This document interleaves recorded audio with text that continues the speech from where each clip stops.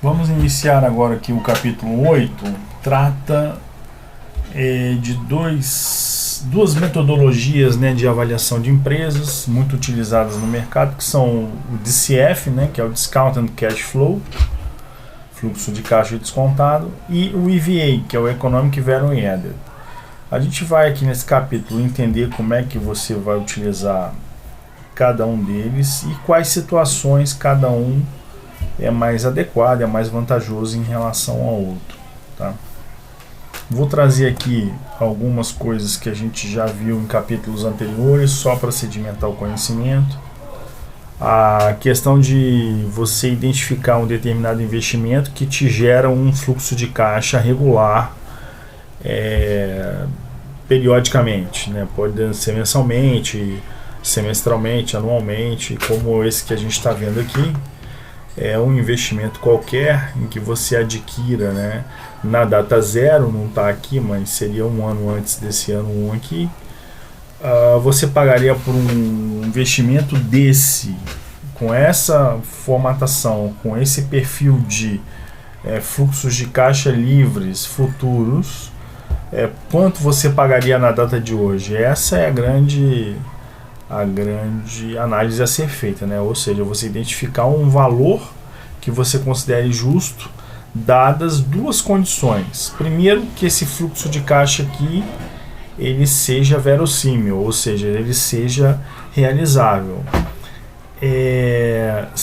nessas datas. Segundo, o seu custo de oportunidade do dinheiro que você vai desembolsar hoje para adquirir os direitos sobre esse fluxo de caixa, ou seja, adquirir a propriedade, né, sobre esse fluxo de caixa.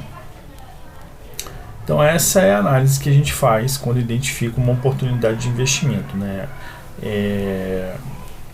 A certeza ou a probabilidade elevada, né, de se ter aqueles fluxos futuros projetados realmente sendo realizados.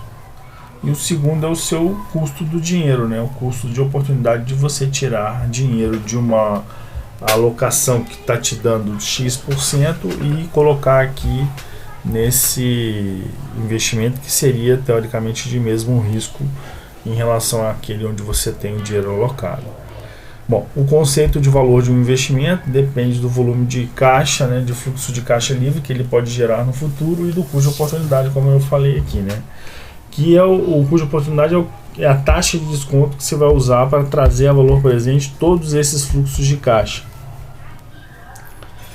E quanto maior o risco do negócio, a gente já estudou, né, lá no CAPM, por exemplo, quanto maior o risco, maior o custo de oportunidade do investidor. Mais ele vai demandar, né, na taxa de desconto. Consequentemente, menor será o valor que ele estará disposto a pagar. Exatamente. Quanto maior a taxa de desconto, menor o valor presente. Esse raciocínio tem como premissa básica da economia de que todo investidor é avesso ao risco. Sim. Essa é uma premissa essencial, né, de que você vai pagar menos por algo mais arriscado, ou seja, o retorno exigido acaba sendo maior.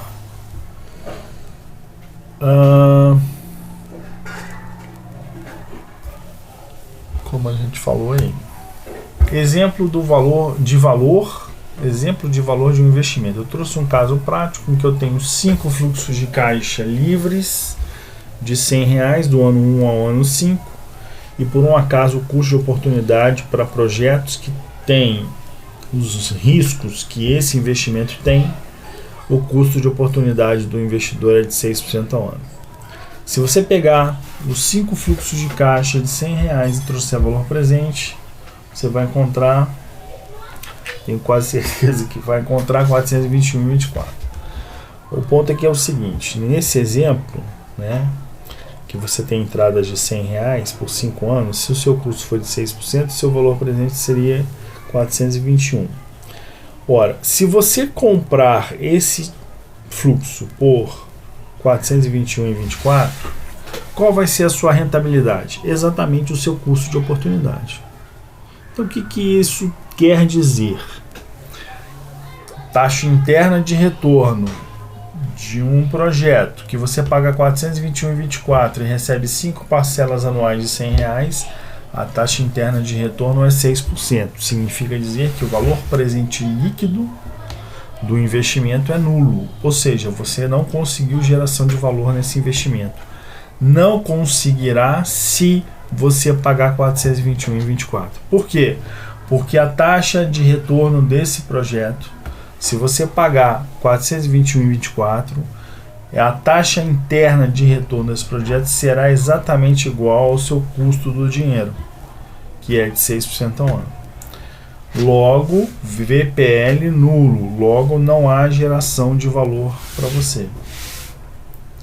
Quando é que você pode pensar em ver uma geração de valor? Quando você tiver um retorno sobre o capital empregado, né, desses fluxos, né, retornos maiores do que esse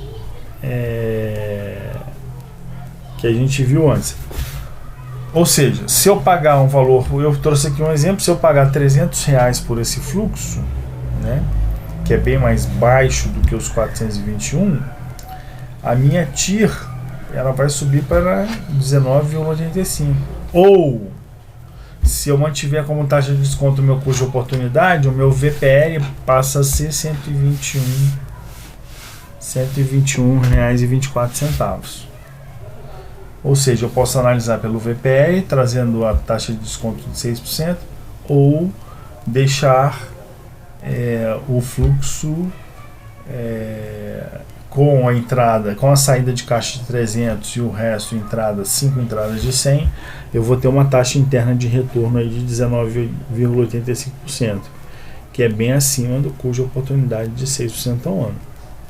Então perceba a interação entre TIR e VPL, né, numa análise de investimentos, né? Eles andam quase sempre juntos, né? Eu tenho algumas exceções, como a gente viu nos capítulos iniciais, como o fluxo de caixa mudando de sinal 2, 3 vezes, situações que eu vou ter 2 TIR, e aí não vale a pena eu analisar pela taxa de retorno, eu vou analisar pelo VPL. Mas aqui é um fluxo de caixa simples, só a mudança uma única vez, né? Uma única vez, que seria a entrada de caixa aqui de 421, né? Ou 300.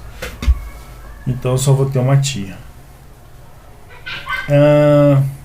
Então aí é que está a questão. Quando você usa o custo de oportunidade,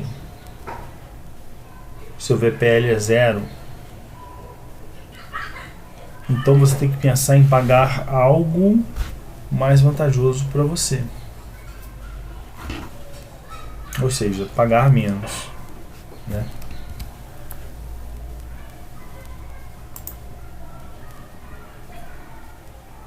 Vou segurar aqui, a gente continua no próximo.